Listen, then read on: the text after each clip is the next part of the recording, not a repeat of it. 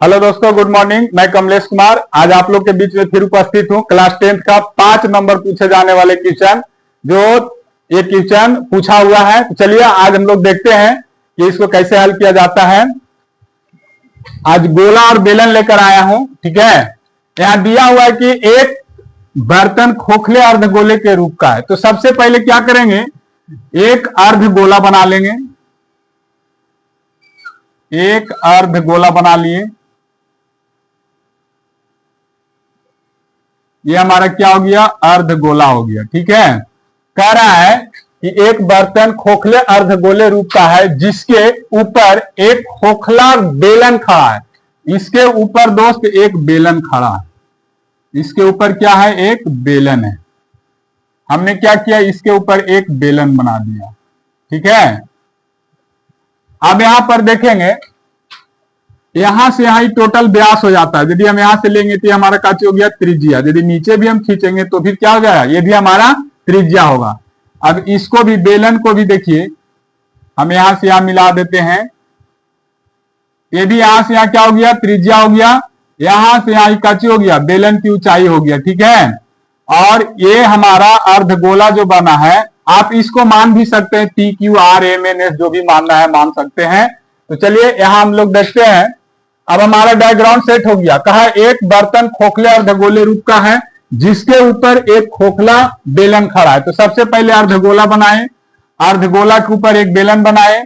अब अर्धगोले का व्यास कितना दिया हुआ है, 14 सेमी। यहां लिखेंगे हल, चूंकि अर्धगोले का व्यास कितना है, 14 सेमी।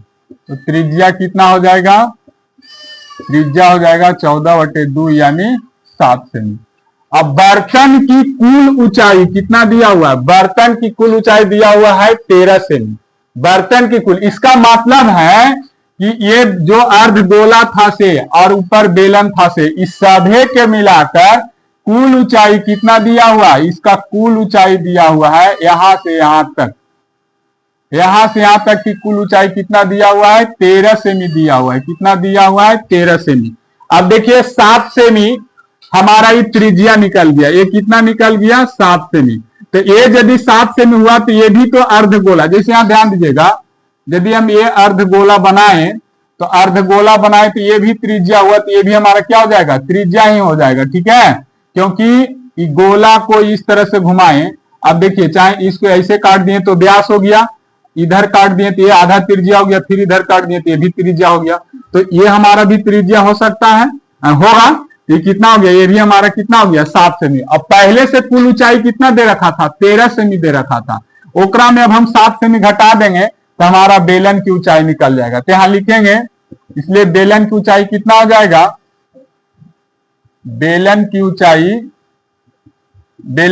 टोटल ऊंचाई में से 7 सेमी घटा दीजिए तो 13 - 7 करेंगे, कितना बचेगा, 7 6 कितना होता है, 13। तो 6 सेमी बच गया। 6 सेमी हमारा क्या बच गया, अब ये बेलन की ऊंचाई हो गया, ठीक है। अब हम क्या करेंगे, अब जो निकाले लेकर रहा था उसको क्या करेंगे, निकाल देंगे। तो सबसे पहले यहां देखेंगे, एक बर्तन खोखले अर्धगोले के रूप में जिसके ऊपर एक खोखला बेलन खड़ा है, अर्धगोले का व्यास 14 सेमी है एवं बर्तन की कुल ऊंचाई 13 सेमी है। तो बर्तन की भीतरी पृष्ठ का क्षेत्रफल ज्ञात करिए। तो सबसे पहले क्या करेंगे, ये भीतरी पृष्ठ का मैंने इसका अंदर क्षेत्रफल ज्ञात करने के लिए कहा। तो बेलन का पृष्ठ का क्षेत्रफल और अर्धगोले का पृष्ठ का क्षेत्रफल निकाल कर ऐड कर देंगे तो हमारा क्या हो जाएगा, ये हमारा पूरा भीतर, यानी ये जो बर्तन बना हुआ है पूरे बर्तन का भीतरी पृष्ठ का क्षेत्रफल निकल जाएगा, ठीक है। अब यहां से हम लोग चलेंगे, लिखेंगे बेलन का वक्र पृष्ठ का क्षेत्रफल, वक्र पृष्ठ का क्षेत्रफल फॉर्मूला का होता है 2πRh, 2πRh। देखिए तो 2 गुने पाई का मान 22/7 और R हमारा कितना निकला है, 7 सेमी। तो 7 गुने और H हम बेलन के निकाल रहे हैं ना, तो यहाँ बेलन की ऊंचाई अब कितना बचा, 6 सेमी, क्योंकि टोटल ऊंचाई 13 सेमी था। तो बेलन की ऊंचाई कितना बचा है, 6 सेमी, ठीक है। ये 7 से ये 7 कैंसिल हो गया। अभी कितना हो जाएगा, 22 × 44, 44 6 गुना कर लीजिए 6 चौक 24 के 4, बाकी 2, 6 चौक 24, 24 और 2 26, कितना हो गया 264। ये हमारा कितना निकल गया 264 सेमी स्क्वायर। अब क्या करेंगे दोस्त, अब हमारा अर्ध जो गोला दिया हुआ है उसका वक्र पृष्ठ का क्षेत्रफल निकाल लेंगे। अब अर्ध गोले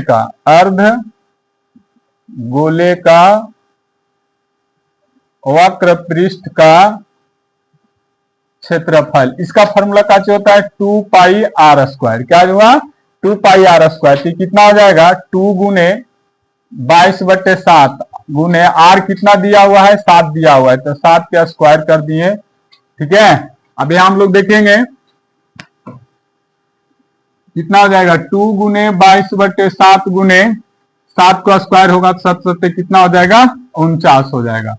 अब चलिए यहां देखेंगे 7 7 49, कितना हो गया 22 दूना 44, 2 गुने 22 गुने कितना हो गया 7, तो 22 दूना 44 और 7 में गुना कर दीजिए, 7 चौक 28 के 8, 2 हो गया, फिर 7 चौक 28, 28 और 2 30, 300 कितना हो गया 8 हो गया। ये 308 सेंटीमीटर में है, सेमी में, तो इतना सेमी स्क्वायर हमारे क्या चीज निकल गया।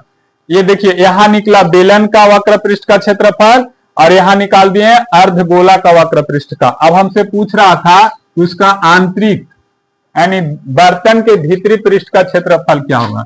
यहां लिखेंगे अतः बर्तन का भीतरी वक्र पृष्ठ का क्षेत्रफल बराबर, तो देखिए तो बेलन का वक्र पृष्ठ का क्षेत्रफल और अर्धगोले का वक्र पृष्ठ का क्षेत्रफल जोड़ देंगे तो हमारा पूरे बर्तन का पृष्ठ का क्षेत्रफल निकल जाएगा। देखिए तो बेलन का वक्र पृष्ठ कितना है 264 प्लस कितना, ये कितना निकला 308। अब ऐड कर दीजिए 8 4 12 के 2, हाथ में 1 और 6 1 7 और 3 2 5, 572 सेंटीमीटर स्क्वायर हमारा काची हो जाएगा, फाइनल आंसर आ जाएगा। यही पूछ रहा था। चलिए दोस्तों, यदि मेरा वीडियो अच्छा लगा होगा तो मेरा फेसबुक पेज को फॉलो करिएगा और यदि आप यूट्यूब पर देख रहे हैं तो मेरे चैनल को सब्सक्राइब करिएगा। मिलेंगे नेक्स्ट वीडियो में, तब तक के लिए जय हिंद।